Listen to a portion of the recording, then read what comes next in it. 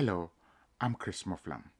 Welcome to African Findings Explained, a series of discussions designed to shine a light of clarity on research findings on topics relevant to ethical leadership for African development.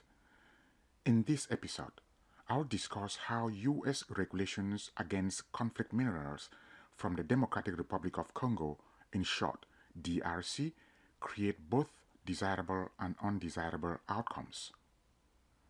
In the hills and valleys of the eastern provinces of the Democratic Republic of Congo lie coltan ore, from which tantalum, a metal, is extracted and used in cell phone and laptop batteries. In 2019, 40% of the world's coltan was produced in the Democratic Republic of Congo, according to official data. More was smuggled into Rwanda and exported from there.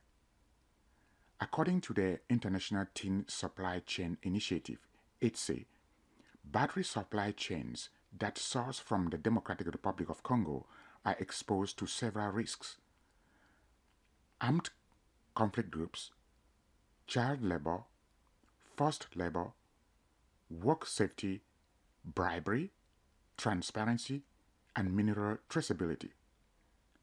The Democratic Republic of Congo has seen years of brutal conflict since 1998.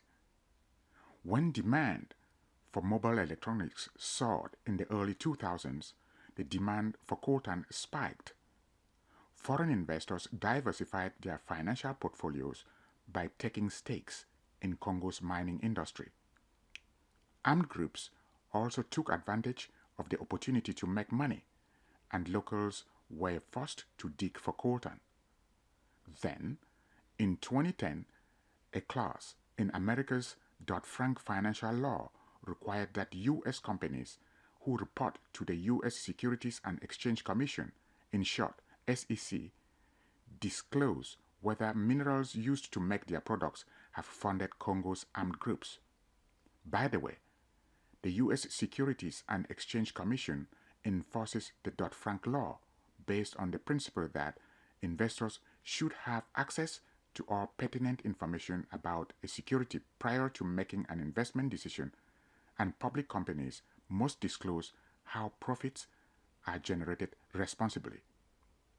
From a market intervention perspective, efforts by the SEC to regulate the consumption of coltan from the Democratic Republic of Congo has been based on limiting supply from mines controlled by armed groups. U.S. companies rely on independent supply chain monitors like the International Tin Supply Chain Initiative, ITSE, to comply with the Dodd-Frank law. ITSE traces each sack of coltan back to the mine it was dug from to prevent conflict coltan from entering the global supply chain and ending up in mobile electronic products. ITSE monitors mines to make sure children are not working in the mines, that the mines are safe and free of the influence of armed groups. If a mine is considered safe and conflict-free, DRC government agents put tags onto the sacks of minerals as conflict-free. ITSE charges a certification fee to miners. The fee adds to the cost of production and shifts the supply curve upward. Miners bear more of the incidence of the certification cost because coltan supply is relatively inelastic. Miners profit less per sack of certified coltan. While some miners export legally, others choose to develop a black market. Some unscrupulous agents sell tags on the black market to place on coltan sacks from mines that have not been certified as conflict-free and which are exploited by armed groups. The coltan is then smuggled into Rwanda from where it is exported. The Dodd-Frank law has reduced cash flows to armed groups, but also put innocent Congolese out of mining.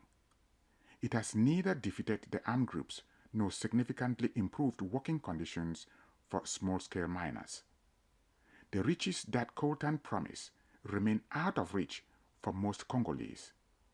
Meanwhile, as long as armed groups flourish in the hills and valleys of Eastern Democratic Republic of Congo, it will be hard to prove that cell phones and laptops powered by batteries made with minerals from the Democratic Republic of Congo are untainted by conflict. Thank you for listening. Please stay safe and healthy.